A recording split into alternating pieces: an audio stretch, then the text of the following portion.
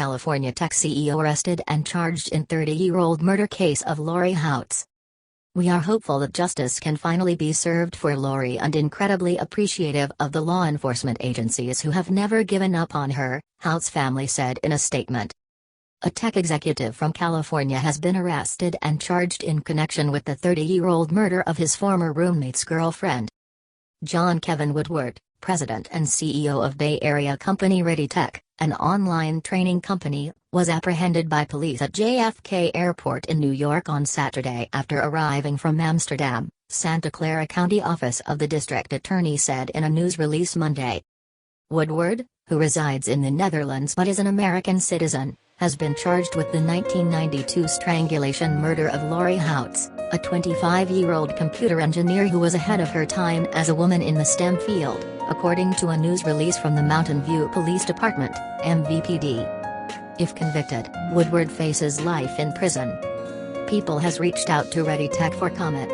It is unclear if Woodward has obtained legal representation to comment on his behalf. Woodward, 58, was tried twice unsuccessfully in the late 1990s for Houts' murder. The case was dismissed by a judge for insufficient evidence after a jury could not reach a verdict after the second trial, and Woodward moved to the Netherlands after the case had been dismissed, per the Santa Clara County DA.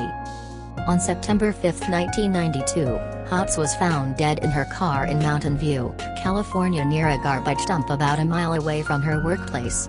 The rope used to strangle and kill her was still around her neck, and police say her footprints were on the inside of the windshield. Her unrifled pocketbook was also found nearby.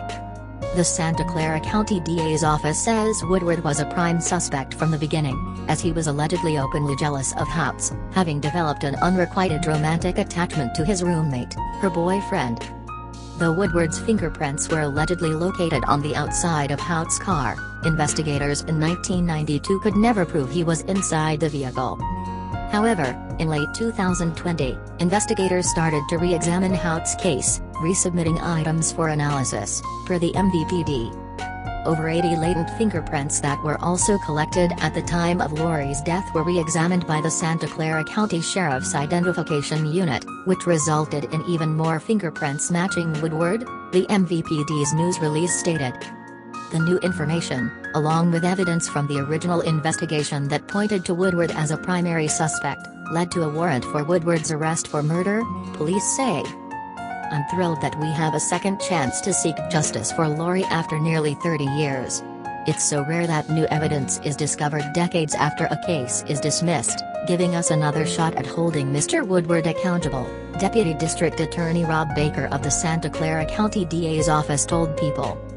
The arrest of Mr. Woodward is a testament to advances in forensic science. Without those advances, we never would have been able to refile this murder case. Baker continued. The fact that police didn't start regularly collecting DNA evidence until maybe 20 to 25 years ago makes cold case investigations very challenging. For example, Laurie's purse and wallet might have had a lot of DNA on them, but testing was impossible because they were contaminated with fingerprint dust. Concluded DA Baker. Today, the police prefer to start with DNA and then fall back on fingerprints. How times change. Laurie Ann Houts was a beloved family member and friend to many. Although she was only 5 tall, she had a huge heart and her humor and spunk were endearing to all, a statement from Houts' family issued through the MVPD read. The way Laurie lived and treated people was a stunning example of what was right in the world. She was a gem to so many, but her bright life was taken from us at the age of 25, the statement continued. We are hopeful that justice can finally be served for Laurie and incredibly appreciative of the law enforcement agencies who have never given up on her. To keep her memory alive, Houts' family established the Laurie Houts Memorial Girls Athletics Scholarship, whose donations go to graduating female seniors who have been involved in sports all 4 years and plan to get a degree within a STEM discipline.